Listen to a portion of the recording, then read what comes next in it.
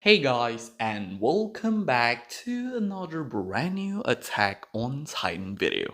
And yes, today is that day of the week. It is that time of the week again. It is Good News Thursday. Even though today is not Thursday, I kinda took a break yesterday because I'm quite busy with my examination, but I finally have the time to record a video even though my examination is not done yet. But I am motivated to make this video because I'm very excited to talk about how good the stuff list is for episode 87 or the episode 12 or the final episode of the final season part 2.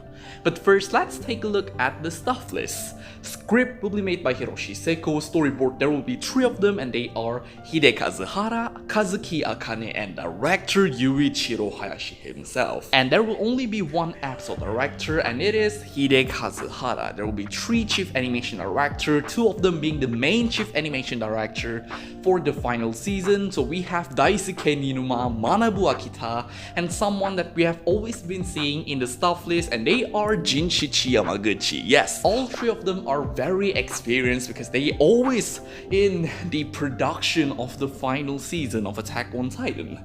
Next, we have the animation director. Again, we will be seeing a lot of recognizable name because they're always participating in Attack on Titan. So we have Mikine Kuwabara, Hiroko Komatsu, Wei Ching-won, and Park Dae-yeol. They have always been participating in some episode of the final season, so they are indeed very experienced in Attack on Titan. So now let's take a look at what Vincent has to say in his very long stuff thread. Attack on Titan final season episode 28 stuff thread. We made it, folks. From December 7, 2020 to April 3rd, 2022, MAPPA staff have treated us to a unique, hype-filled adventure. So I want to thank these beautiful people for giving us one of the best anime experience we could ask for. Now, let's take a look at how talented they are for this one particular episode. Alright, so let's start off strong, shall we? We will be seeing the storyboarder. First one being Yuichiro Hayashi. Of course, our director is involved in the final episode. The master storyboarder himself emphasized on colors and various shots for emotional and cinematic effect. As previous shows, this thread explains his masterful quirks as well. Give it a read.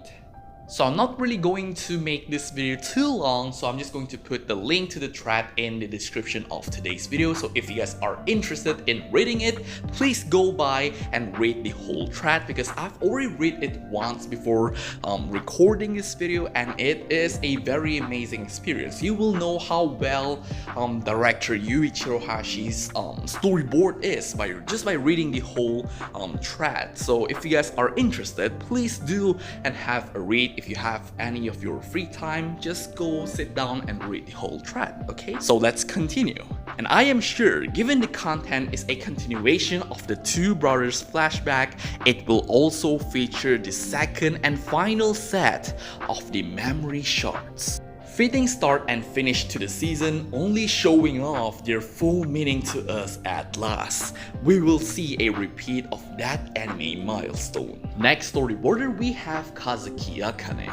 Has actually directed a show. Stars Align episode 1 shows it. Along with energetic focus on the ball, moving background and character animation, his style of inserting explanations and shifting moods to uncomfortable degrees all of a sudden feels fitting for the content.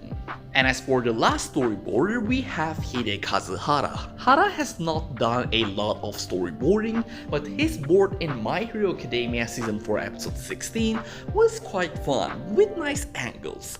But there might be a possibility that his and Akane's role will be akin to Omine's in Two Brothers, providing a clean copy for Hayashi's storyboards. Alright, I would like to add some few words. Having 3 storyboards in an episode seems kinda this is quite worrying. No, there's no need to be worried because this is the final episode of the final season part 2. They are going all out. Having director Yuichiro Hayashi as the storyboarder already can already tell me that, oh, this episode will be incredible. So there's really nothing to be worried about in this episode, okay? Next up, we have the episode director. Basically, they are the person that is in charge of almost everything in an anime production. They are in charge of this, that. Basically, they are very important in an anime production. We have Hide Kazuhara as the director. A tall director returns. Interesting choice for the last episode, but considering his approach to The Promised Neverland Season 1 Episode 1, which is quite scary, and Dorohedoro Episode 3, which is liminal space, he can elevate horror and even accentuate Hayashi's storyboards for memory shards, making the most of the reddish apocalyptic atmosphere to deliver such drama and action. His keen lighting is of particular mention for windows and sunlight. I noticed the synergy with the three storyboarders. They each specialize in some form of horror. Hayashi's take on Attack on Titan as an anti-war story by magnifying its horror, his close-up, and etc. They also match with two storyboarders and director who can achieve similar effect. It's actually quite makes sense for chapter 130. Now let's move on to the chief animation director. Basically, they are the person that is in charge of the consistency of the character design in the animation. If this design feels quite off, they will be the one that is correcting it. And we have three of them, and one of them being Manabu Akita. Excellent work with episode 76 in particular, likely correcting cuts to make animation smoothly flow. This particular cut makes sense considering his work as chief animation director for God of High School and Kakegurui, the later with lip movements like Gabi. And as for the next chief animation director, we have Daisuke Ninuma, the primary chief animation director himself. Character designs are consistent in his episodes and he ensures a smooth flow throughout the episode, as exemplified in his work in episode 78, 81, and 85. He is why the first three episodes of part 1 look so good and cinematic. And as for the last chief animation director, we have Jinshichi Yamaguchi, the MAPPA chief animation director trio together like for two brothers. Means they really want to do their best to stick with Tomohiro Kishi's design and make the animation looks consistent. Yamaguchi's role here is no coincidence, so he will continue his good work. Alright, with that being said, we have one last role and it is animation director. Basically, they are the person that is in charge of making the animation not looking too rough. Basically, they are the person that is in charge of correcting this one particular cut, that one particular cut. Basically, they are quite important if you guys want the animation to look smooth. So we have the first one, Mikine Kuwabara. A stacked list of animation directors too.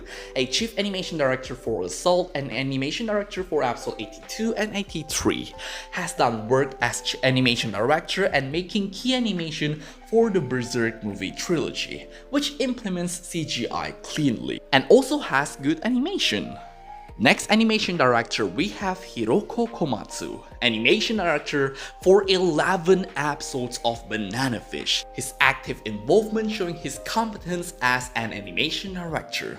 In Attack on Titan, he was animation director for episode 78, notice the pattern? And also episode 83, and also listed as the key animator for Declaration of War.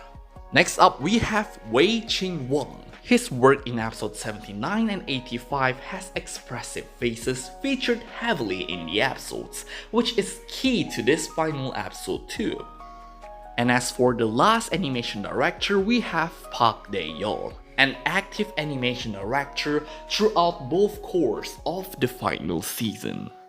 And those are basically it. I'm literally standing while recording for more than 20 minutes right now. So here is what Vincent has to say. This episode promises to be a radical adaptation from the lack of anything important in the preview. Like the previous core finale, yet this list is unique for having more storyboarders and one directed to thread it all. I suspect Hayashi is directing too. Either way, enjoy this last episode. Alright, here is my last word before I'm going to end this final goodness video. Thank you very much for supporting goodness video series. It has been such a long series since the first ever episode of the final season part 1 till this day. I hope there's going to be the final season part 3 so that I can make more goodness video and can talk more about the stuff list. And also I would like to give my appreciation to Jay, Bob Temple 7 for making the thread for my old goodness video, and also Vincent for making the thread for my latest few goodness video. It really has been a fun journey making goodness video, even though I'm quite tired right now standing while recording. I'm not sure why. It really motivates me to actually talk about how great the stuff list is for this episode or that episode, even though there's some people that are actually kind of mad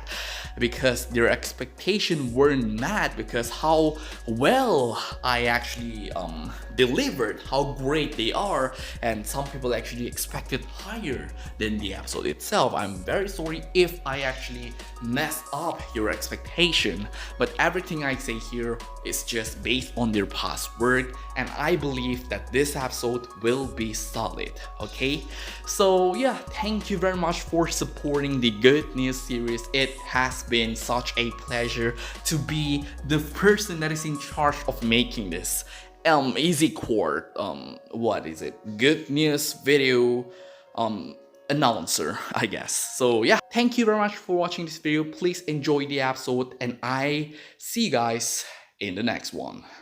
Goodbye.